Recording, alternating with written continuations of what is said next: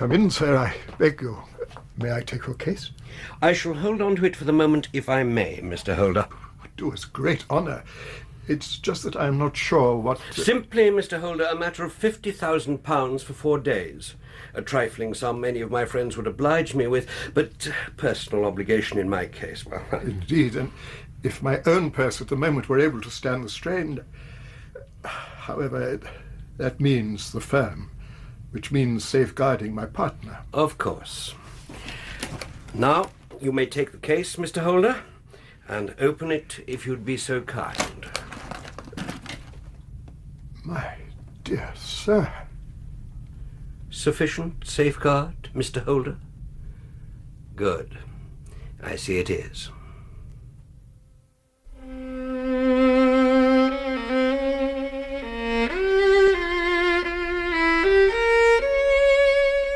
The Beryl Coronet by Sir Arthur Conan Doyle, dramatised for radio by Vincent McInerney, with Clive Merrison as Sherlock Holmes and Michael Williams as Dr. John Watson, and featuring Anthony Newlands as Alexander Holder and Angus Wright as his son Arthur.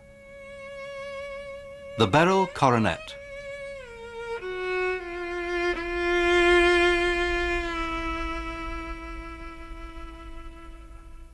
One crisp, sunny February morning, I was standing in our bow window at 221B Baker Street, looking down on yesterday's snow, when my attention was taken by the eccentric conduct of a gentleman coming our way from the direction of the Metropolitan Station. About 50, tall, portly, and imposing, with a massive, strongly marked face and commanding figure. He was running hard, with occasional little springs into the air, such as a weary man gives who is unaccustomed to set any tax upon his legs. The whole thing was so out of the way, I felt obliged to bring it to the attention of my companion, sitting behind me in his armchair. Holmes, here is a madman coming along. Oh, poor fellow. That his relatives should allow him to come out alone.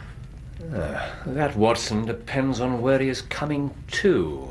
Why, he's looking up at the number of the houses near us. I rather believe because he is looking for this one. I think I recognize the symptoms. And even as Holmes spoke, the man, puffing and blowing, rushed at our door and pulled the bell until the whole house resounded with the clanging, and a few minutes later entered our room.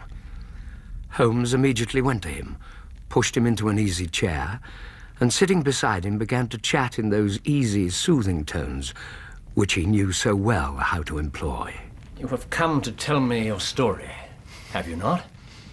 But are fatigued with your haze. Now, pray wait until you've recovered, and I will only be too happy to look at any little problem which you may submit to me. A glass of water, perhaps? Yes, a glass of water would help. Watson, would you, old fellow? Of course. You are, sir. Small sips, I think, for the moment. Watson, I should add, sir, is a medical man, late of the Indian Army, and my friend and confidant. Yes, the police told me I would find him here with you, Mr. Holmes, and that he was completely trustworthy. Oh, indeed. Now, Mr. Holmes, no doubt you think me mad. I see you have had some great trouble. God knows I have. Public disgrace and private affliction. Yet up to now, never a stain on my character. And that is not all. The very noblest in the land may suffer too, unless some way is found out of this horrible affair. Then pray, sir, let me have a clear account of both who you are and what has befallen you. My name is Alexander Holder of Holder and Stevenson, Threadneedle Street. Name may be familiar to you. The second largest banking concern in the whole of London, I believe. As you are right, Dr. Watson. Where it will stand tomorrow. However, yesterday morning, then, I was seated in my office when a card was brought into me by one of the clerks. I started when I saw the name, one which I feel I cannot divulge even here, and ordered its bearer to be asked to enter immediately. He did so, carrying a black Morocco case, and with the air of a man who wishes to hurry quickly through a disagreeable task. To wit, the securing of a loan of £50,000 for 4 days. He pointed out that he could borrow such a trifling sum 10 times over from his friends, but that he felt it was unwise to place himself under personal obligation. I, for my part, responded that I would be more than happy to advance it from my own purse, but that unfortunately it just would not bear the strain. My noble visitor accepted the implication that the money would therefore have to come from the firm against collateral, and he put forward the Morocco case. Inside was the Beryl Coronet. Why, that means it is one of the most precious possessions of the Empire. Precisely.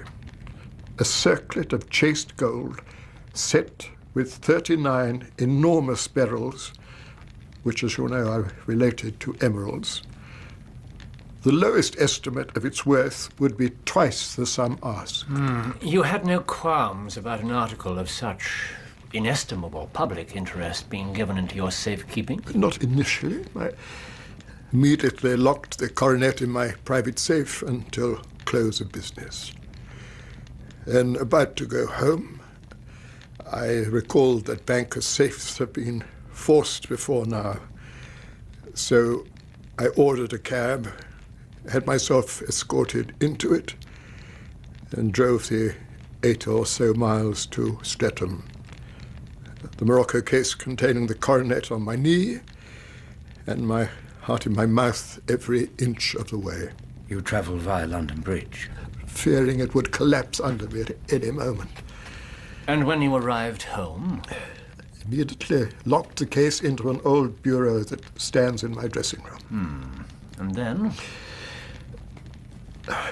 Mr. Holmes, Dr. Watson, I wonder if I might talk for a short while about my household. My groom and page sleep out of the house and can be set aside altogether. I have 3 tried and trusted older maidservants and one younger girl, Lucy Parr, who's been with me only a few months, but who came with an excellent character and has given complete satisfaction. She is, however, very pretty and has admirers who sometimes hang about the place. There is one at the moment? A local tradesman, I believe, the greengrocer, one Frank Prosper. Prosper, I see. Please continue. Which brings me to my own immediate family. I am a widower, as you may have guessed, with an only son, Arthur. Tell us about him, Mr. Holder. He has been a disappointment to me, a grievous disappointment, though I lay the blame at my own door. You see, when my wife died, he became everything to me. I could not bear to see the smile fade from his small, shining face for even a moment. So he asked, and I gave, with predictable but distressing results. Why, Mr. Holder, we are not far now, I think. Your clarity is excellent, a narrative arresting your audience eager prey. Do continue. Yes, of course. Arthur. It was naturally my intention he should succeed me in my business. But he was not of a business turn. There were large sums of money he would have been required to handle had he come into the firm, if I make myself clear. But he is a good lad at heart and so popular, which, unfortunately, when he was younger, led him to be invited to join an aristocratic gaming club. There, purses were long, habits expensive, play deep, and his skill at cards insufficient. At which point he would turn to me for help. Which you afforded him? How could I refuse? At least until the cause of it all is Sir George Burnwell. Arthur has never been the same since he met him. Yet when the man comes to the house, I can hardly resist him myself. Mary, too, feels this, I'm sure, having seen the way she studies him. Mary? My adoptive niece, my dead brother's child. A sunbeam, Mr. Holmes. Ah, if only she and Arthur. Who knows? Had she accepted Arthur's suit, things may not have transpired as they did. There are so many possible permutations, Mr. Holmes, so many... Pray, Mr. Holder, what were these things? Of course. That evening, then, I locked the coronet in my bureau, as I've told you, and I went down to dinner. Afterwards, taking coffee in the drawing-room, I told Arthur and Mary my experience and of the precious treasure we had under our roof, suppressing only the name of our client. Lucy Power, who had brought the coffee, had, I'm sure, left the room, but I cannot swear that the door was closed. Mary and Arthur were much interested and wanted to see the coronet, but I decided not to disturb it. Then Arthur asked me where I had put it.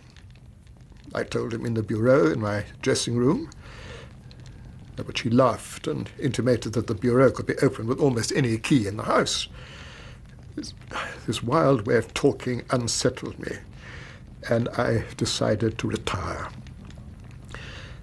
Arthur, however, insisted in accompanying me upstairs and followed me into my bedroom.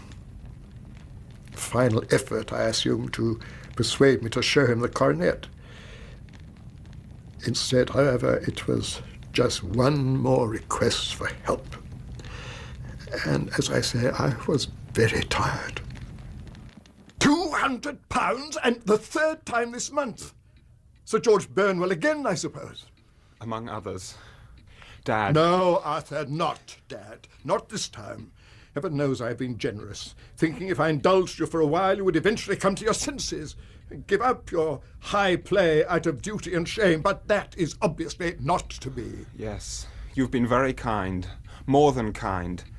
And believe me, I am as sick of appealing to you as you are of hearing me. But I must have this money. Otherwise I can never show my face in the club again. I assure you, it has come to that. Which is the best reason of all not to give it to you. Well, I agree. But it would mean I leave a dishonoured man, and this you surely cannot want. Dad, just this once. Then I give you my word I will quit the place of my own accord and will study finance with a view to joining the firm. You have my solemn word as a gentleman. Will you, Dad? Just once more. And how would your friend Sir George feel about you dropping him and his set? I think Sir George has almost completed the business that brings him to this house, and I have no more money to lose to him. No, I do not think my resigning from the club will greatly distress Sir George. Well, Arthur, you are persuasive, but it is a melody that I have heard too many times. I'm sorry, my boy, but you get no more money from me to settle your debts. Not a farthing. Now, good night. Sir. At which, gentleman, he made me a bow and quietly left. It must have been very hard for you. Very hard, for I would give up my life for him if needs be. But I could not bear to go on financing the eventual death in life to which his profligate ways were leading him. What do you think he meant in his reference to Sir George Burnwell? I have no idea, Mr. Holmes, and I was too distressed to consider it at that time. I suppose it was something to the effect that, having bled my son dry, Sir George would now be off looking to find another gull. And what happened then? Something prompted me to check the house was secure for the night. Duty I usually leave to Mary, but what with... Of course. So I came out of my room and started down the stairs. As I did so, I saw Mary herself at the side window of the hall, which she closed and fastened as I approached, and then came to meet me, looking, I felt, quite disturbed. Uncle, I did not expect to see you. I thought tonight, my child, I would look around myself. What with the coronet being on the premises. Yes, of course. Did I see you at the hall window there, my dear? Nothing untoward happening outside, I hope? Why, I did hear a noise. Tell me, Uncle, did you give Lucy leave to go out tonight? Certainly not. She came in just now by the back door. She has no doubt only been to the side gate to see someone. But, as you say, what with... But you were quite right. It's far too late for such goings-on. I'll speak to her in the morning. Oh, you sure everything is fastened? Quite sure. But I will recheck if you wish. No. Your word is good enough, as it always is. So, good night, my child. Good night. Good night, Uncle. I am endeavouring to tell you everything, Mr. Holmes, that may have any bearing on the case, but I beg you, question me on any point I do not make clear. On the contrary, your statement is singularly lucid. Good. For now, I come to a part of my story in which I should wish it to be particularly so. I'm not a very heavy sleeper, and what with the anxiety in my mind, the fact is that about 2 a.m. I was awakened by some sound in the house, which left an impression that a window had been closed somewhere. Suddenly, to my horror, I heard distinctly the soft padding of feet in my dressing room. I threw the covers back and quietly opened the connecting door. The gas was half up, the bureau was open. My son, Arthur, dressed only in shirt and trousers, was standing holding the coronet in both hands. He appeared to be attempting simultaneously to both wrench and bend it. I cried out, and he dropped it. I snatched it up. One of its decorative protruding leaves containing 3 barrels was missing. I could contain myself no longer. You blackguard! You have destroyed it! Dishonoured me! You villain! Where are the jewels? Where are the jewels you have stolen? Stolen? Yes, you thief! Where are they? There are none missing. There cannot be. There are 3 missing. Must I call you a liar as well as a thief? Did I not see you trying to tear off yet another piece? You have called me names enough, and I will stand it no longer. I will leave the house in the morning and make my own way in the world. You shall leave in the hands of the police. I shall have this matter probed to its conclusion. Then call them, Father, and let them find what they can. They shall learn nothing from me. The whole establishment was astir by now, and Mary rushed in, followed by 2 of the older housemaids. When Mary saw the coronet and Arthur, she gave a scream and fell to the ground. I sent one of the housemaids for the police, instructing the other to tend my niece.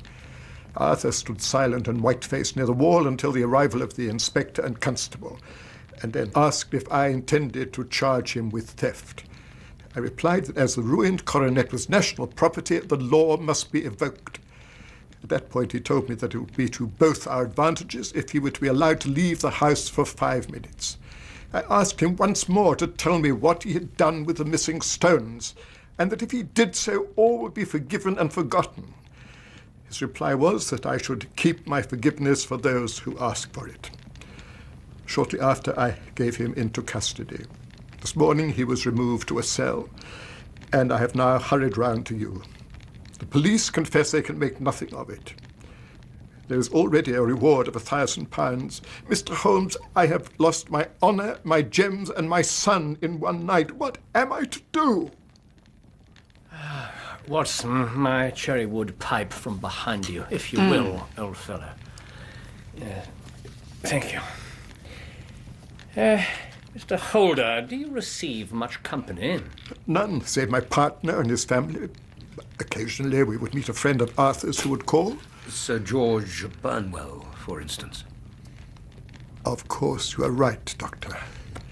Sir George has spent a great deal of time at the house lately, so much so that I was tending to overlook him completely. And do you, in turn, go about much in society? I'm afraid Mary and I are very much homebirds, although she has been going up to town a little more recently.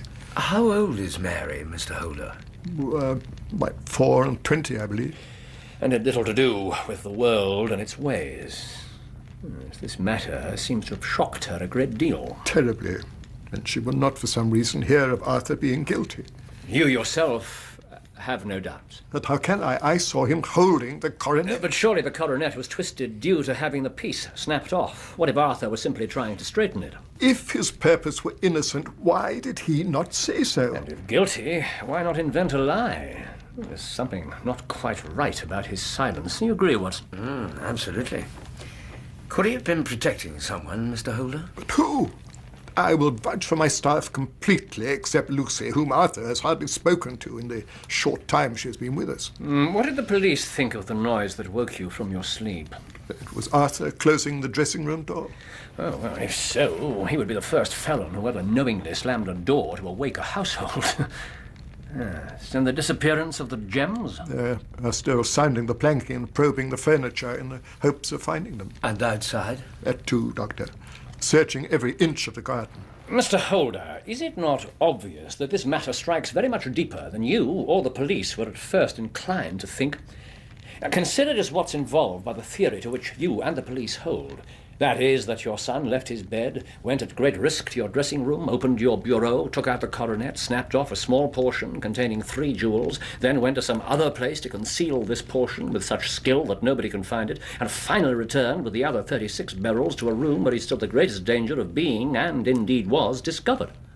Is, Mr. Holder, such an explanation tenable? But what other is there? That it is our task to find out. So now, we will set off for Streatham, where we will perhaps devote an hour to glancing a little more closely into details. My friend insisted on me accompanying them in their expedition, which I was eager enough to do, for my curiosity and sympathy were deeply stirred by the story to which we had listened. And so, after a short railway journey, and an even shorter walk, we stood in front of Fairbank, the residence of the great financier. It was a square, good-sized dwelling, a little from the road, and with a double carriage sweep stretching down to 2 large iron gates.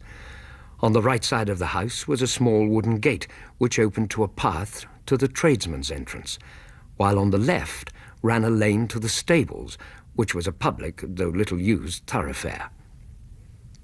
We entered the gates and walked slowly towards the front of the house.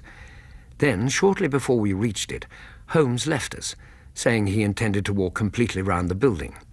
Holder and I waited for a time for him, but feeling the cold, Holder suggested we go inside.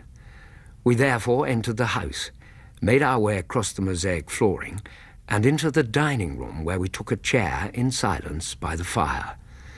Suddenly the door opened, and a young lady came in, rather above middle height and with dark hair and eyes, which the extreme pallor of her skin rendered even darker. In her early 20s, I thought, and distraught to a high degree, her eyes red and swollen with crying. This I assumed to be Holder's niece, Mary. Disregarding my presence entirely, she went straight to her uncle and passed her hand over his brow with what seemed to be genuine affection. Uncle, is Arthur released yet? Have you given orders he should be liberated? No, Mary. This matter must be fully probed. But I am so sure he is innocent. You know what women's instincts are. Then why is he so silent? I don't know. Perhaps he is angry that you should suspect him at all. But how could I not suspect him? Caught red-handed with the damaged coronet in the dead of night. Perhaps he had just picked it up to look at it. Perhaps someone else had dropped it. Oh, do take my word for it. Let the matter go and say no more. I shall never let the matter go. Not until the gems are found. Never. I am sorry, my dear, but your affection towards Arthur blinds you to the possible awful consequences to me. In fact, I have brought a gentleman down from London to inquire into it. This gentleman here? No, this is his colleague, Dr. Watson. Your son, Miss Holder. The gentleman in question is Mr. Sherlock Holmes. Sherlock Holmes. Ah, Miss Mary Holder. I do have the honour of addressing Miss Mary Holder, do I not? Miss Holder, given the small amount of time we have and the magnitude of the task, I wondered if I might immediately ask a question or two in order to establish the possible guilt or innocence of parties concerned in this matter. All you want, Mr. Holmes, if it will succeed in proving what I feel to be true, that my cousin Arthur is blameless. An opinion you will be pleased to hear I share. Now, to begin, you heard nothing yourself last night during the period the theft took place. Not until my uncle began to shout loudly at Arthur. Then I came down. You lock up of an evening, I believe, Miss Holder, so last night it was you who secured all the windows and doors. Yes. Yes, and they were all fastened this morning. Yes. However, your uncle told myself and my associate, Dr. Watson, that he saw you late last night at the window that leads to the stable lane. I had been to lock the kitchen door when I saw Lucy, the maid, slip in through it. I went to the side window to see, if possible, where she had been. Looking out, I saw a man at the far end of the path in the gloom. You recognized him? Frank Prosper, the greengrocer. Still, it is nothing for a young girl to wish to see her young man, is it? Except, I remember Lucy round and about the drawing room when Uncle was telling us of the coronet. I see. You infer she may have gone out to tell her sweetheart about the jewels and so plan a robbery with him? These vague theories, Mr. Holmes, when I have told you I saw Arthur himself with the coronet in his hand. You have not answered my question, Miss Holder. Are you inferring Lucy and her sweetheart are responsible for the theft? I am telling you what I saw, Mr. Holmes. I find it difficult to visualize, Miss Holder, especially as Prosper has a wooden leg, does he not? Why, Mr. Holmes, however could you know that? He has his methods, Miss Holder, to reach the truth, however deeply it may have been buried. And now we shall go upstairs. Our first stop was the hall, where Holmes halted to walk swiftly round all the lower windows, opening the one leading to the stable lane and closely examining its sill with his lens. After which we proceeded to the dressing room, from which the coronet had been taken. This was a plainly furnished little chamber with a grey carpet, large bureau, and a dressing table with a long mirror. Holmes immediately went to the bureau and stared hard at it for a time. Mr. Holder, which key was used to open the lock? The key to the lumber room, one of those my son mentioned. It's over there, on the dressing table. It's almost noiseless. No wonder it did not wake you. And this, I take it, is the case containing the coronet. We must have a look at it. May I? Good heavens. Now, Mr. Holder, here is the corner which corresponds to that which has been so unfortunately lost. Might I beg that you would break it off? Mr. Holmes, I should not dream of trying. Well, then I will try. Oh, no. Yes, no, even though I'm exceptionally strong in the fingers. And what do you think would happen if I did manage to snap it, Watson? Cracked like a pistol shot, I should think. Exactly, which would certainly carry a few yards to where you slept in the next room, Mr. Holder. So why did your uncle not hear this noise, Miss Holder? I am perplexed. Indeed. Your son had no shoes or slippers on when you saw him? No, nothing but his trousers and shirt. Thank you. We've certainly been favoured by extraordinary luck during this inquiry, and it'll be entirely our own fault if we do not clear it up. So now, with your permission, I shall continue my investigations outside and alone. Miss Holder, I will see you later. Watson, I shall find you... Why, with me in the drawing room, I hope. Taking tea? In which place, if I may, I will eventually join you. After Holmes had left, Holder and I made our way downstairs for some refreshment. We asked Miss Holder to join us, but pleading a headache, she instead went off to her room. For more than an hour, Holmes was absent, finally appearing at the door, his feet heavy with snow, his features as inscrutable as ever. I think I have now seen all there is to see, Mr. Holder, and can now serve you best by returning to my rooms. Watson... But Mr. Holmes, the gems, where are they? I cannot tell. Then my son... Can you give me no hope on any score? Call upon me between 9 and 10 tomorrow morning, and I will do what I can to clarify the position. And, Mr. Holder, I am to understand, am I not, that you give me carte blanche to act for you? That there's no limit on the sum I may draw as long as I recover the stones? I would give my fortune. Oh, very good, very good. Watson, let us collect our coats. As always, there is much to do and little time in which to accomplish it. It was not yet 3 when we found ourselves in our rooms once more. So quickly had Holmes seemed to come to grips with the case. And indeed, once back inside 221B, he immediately vanished into his bedroom, whence he emerged a few moments later, dressed as a common loafer, and with his shiny cedar coat, his red cravat, and his exceedingly worn boots, he was a perfect sample of that class. Stopping at the sideboard on his way to the door, he cut a slice of beef, put it between 2 pieces of bread, and placed it in his pocket. I inquired where he was going. He indicated that it was to purchase some new footwear, and then, with a twinkle in his eye, abruptly left. I sighed and settled before the fire, toasting both a muffin and myself. And then, what with the early beginning to the day, the cold outside, the heat inside, well, before I knew it, it was tea time, and Holmes burst in swinging an old elastic-sided boot in one hand. Then, after informing me he had been back to Streatham, amongst other places, he went to his room, changed into his regular clothing, poured himself a cup of tea, borrowed my service pistol, and vanished again. And the next time I saw him was the following morning at the breakfast table, and fresh and trim as possible. Well, excuse me beginning without you, Watson, but you remember our client has an early appointment this morning. In fact, I shouldn't be surprised if that were he. Come in. Some coffee, old fella. Yes. Here, let me. Mr. Holder. Mr. Holmes, Dr. Watson. Mr. Holder, what on earth? Gentlemen, I must sit. I have become an old man overnight, and I see from your expressions that I must now look like one. Here, Mr. Holder, join us, I beg you. Some coffee. Thank you, Dr. Watson, thank you. My dear sir, what has happened? What has happened is that 2 days ago I was happy and prosperous without a care in the world, while now I am left to a lonely and dishonoured old age. My niece, Mary, has deserted me. My dear I wanted to speak to her this morning. The servants couldn't find her. Her bed had not been slept in, and this note was lying on the hall table. Watson, would you? Dearest uncle, I feel I have brought this trouble on you, and that if I had acted differently, this terrible misfortune might not have occurred. I cannot, with this thought, be ever again happy under your roof, and feel that I must leave you forever. Do not worry about my future, for that's provided for. And above all, do not search for me, for it will be a fruitless labor.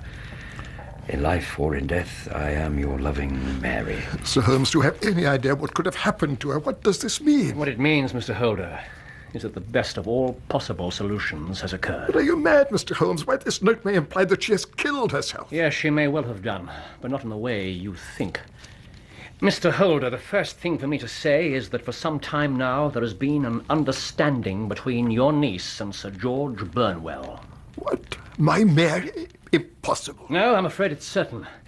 Neither you nor your son knew the true character of this man whom you admitted to your family circle. A ruined gambler, a desperate villain, a man without heart or conscience, and very much the sort of man your niece would know nothing of, but who would have quickly observed her naivety.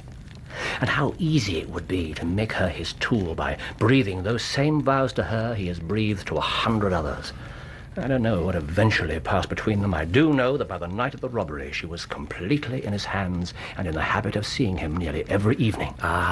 The hall window. Correct. You recall, Mr. Holder, how you came downstairs that night to check the house was secure and caught your niece at the hall window. She immediately spoke of Lucy having been outside in order to lull any sense of suspicion that you might have had. But what had really happened was that your niece had been speaking through the window to Sir George Burnwell and had told him, no doubt as a piece of lover's gossip, of the coronet. He, however, immediately saw his chance and, bending her to his will, persuaded her to help him steal it. This is terrible, awful. How can I believe it? I always thought I knew that Mary loved me. And so she did, and still does, as no doubt she still loves Arthur. But there are women in whom the love of a lover extinguishes all other loves, and Mary, I think, falls into this category. But to continue with my narrative, your niece had given Sir George Burnwell the information about the coronet. He ensnared her into stealing it and passing it out of the hall window to him. All of which would have gone to plan, except your son, Arthur, was uneasy that night with his gambling debts hanging over him, and lying awake heard the soft tread of his cousin Mary passing his door. Looking out, he saw her entering your dressing room. He slipped on some clothes and waited until she emerged with a coronet, followed her downstairs and saw her pass it out through the window and then slip back to her room. He took no action against her, as this would have meant him being responsible for the exposure of the woman he loved. But as soon as she left the scene, Arthur threw open the window and vaulted out. He caught up with Sir George at the end of the lane where a struggle ensued for the jewels. Something snapped, and your son found himself holding the coronet. He rushed back inside, slamming the hall window, and then up to your dressing room, where, simply thinking the coronet twisted, he was trying to straighten it when you came in and accused him. Good heavens, is this possible? Which, of course, is why he wanted to go out for 5 minutes to look for the missing piece. Indeed, and also why Miss Holder fainted when she saw the scene between Arthur and his father, not because of any rush of horror at the scene, but because she realized Arthur must know the sequence of events. And the part she played in them. And yet my brave boy still quietly accepted my blame. Oh, was ever a father so blind? Oh, Arthur, what have I done? Your son, Mr. Holder, was fully and rightly expecting your thanks. Instead, you had him arrested. Dr. Watson, I wonder, is there any more coffee? Let me have your cup, Mr. Holder. Of course, I knew nothing of this when I arrived at the house. What I did know was that snow had fallen heavily in the recent past and had then frozen. Snow bears readily definable imprints of boots, shoes, and feet, and freezing records them. I therefore made it my immediate business to walk right round the house to discover what I could. In the tradesman's path was a simple story. A woman's prints and another set, round at one side. A female had spoken with a male with a wooden leg. I assumed this was the maidservant and her greengrocer, and gave them no more thought, notwithstanding your niece's constant effort to throw suspicion on them. The stable path, however, told a far more sinister and complicated tale. A double line of tracks of a booted man going to, then coming from, the side window, then a second double line of naked feet, in part over the prints of the boots. I followed both these sets of prints to the end of the lane. There the snow was all cut up, as if a struggle had taken place. There were also a few bloodstains on the ground. Then Boots, as we shall call him, went on by himself, while naked footprints turned back to the house. I followed Boots a few more yards down the lane to the pavement, where another bloodstain told me it was Boots who had been cut in the melee, at which point I made my way back to examine the inside of the property, and especially the hall. I recall you seemed to pay great interest to the sill of the side window. Where I found the imprint of a bare foot, which in turn enabled me to reach an initial conclusion. A man had been waiting outside the house. Somebody had brought him the gems. This deed had been overseen by someone with bare feet who pursued and struggled with a thief for the coronet. But I had to ask myself, who was this opponent, and who had brought the coronet to the window to give to this opponent, and who had given chase? The pursuer was obviously your son, whom you'd already described as only wearing trousers and shirt. But what of the identity of the other? This is fascinating, Mr. Holmes. Shocking, but fascinating. So what then? It's an old maxim of mine that when you've excluded the impossible, whatever remains, however improbable, must be the truth. Now, I knew it was not you who brought down the coronet, which left your niece and the maids. But if it were one of the maids, your son would not allow himself to be accused in her place, which left only your niece, whom Arthur loved and would therefore naturally want to protect. But who was her confederate? A lover, certainly, for who else could outweigh the love and gratitude she felt for you? But as she never went out and you hardly received, how could she have met this lover unless it was a friend of your son's? Sir George Burnwell. Yes, a man known as bearing a highly doubtful reputation among women. And if I could prove he owned the boots which fitted the imprints in the snow... So you came home, donned a disguise, and called on him.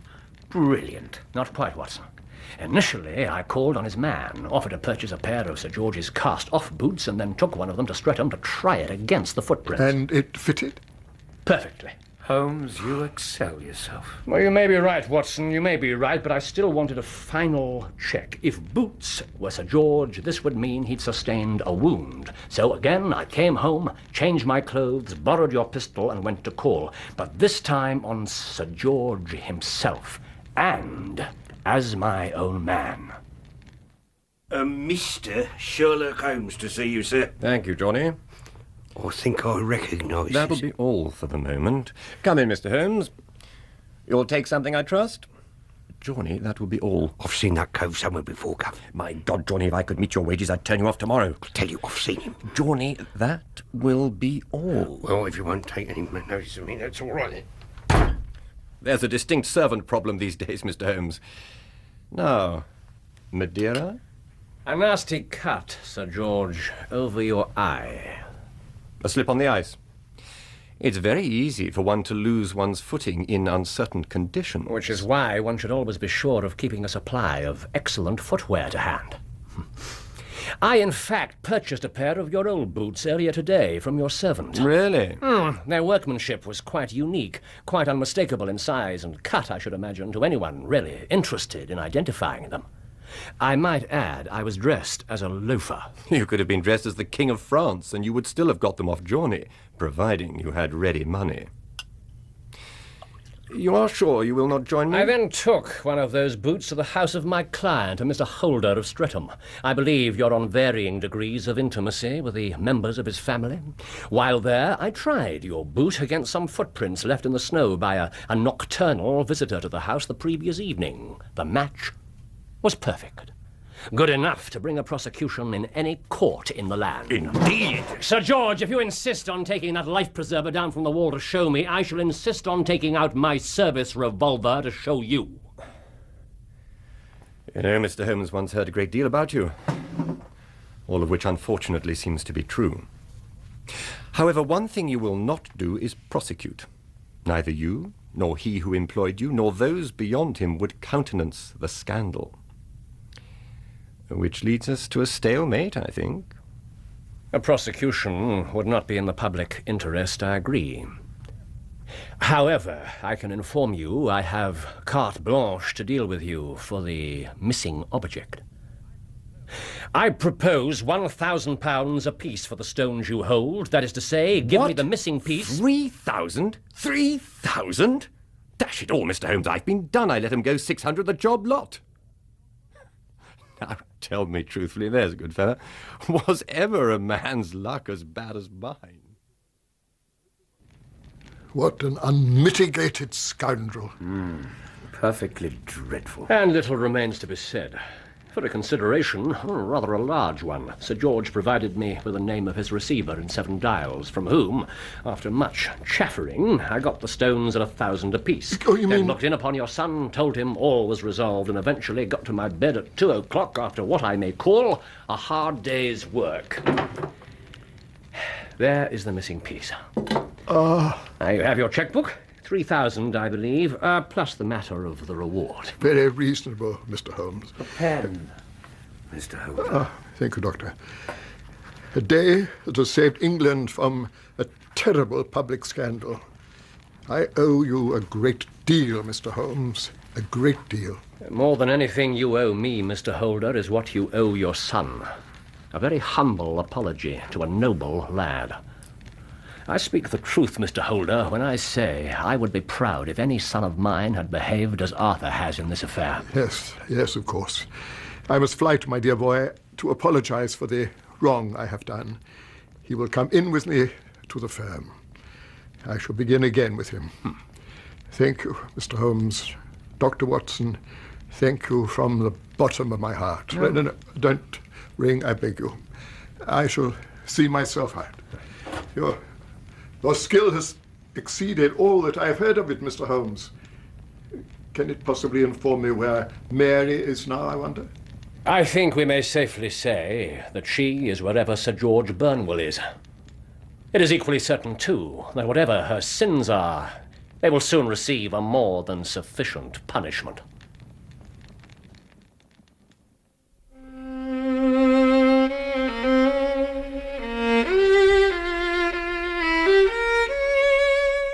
In The Beryl Coronet, Sherlock Holmes was played by Clive Merrison and Dr. Watson by Michael Williams. Alexander Holder was played by Anthony Newlands and his son Arthur by Angus Wright, with Petra Markham as Mary, Ian Lindsay as Johnny, and Timothy Carlton as Sir George Burnwell. Other parts were played by members of the cast. The violinist was Leonard Friedman. The Beryl Coronet was dramatized for radio by Vincent McInerney and directed by Enyd Williams.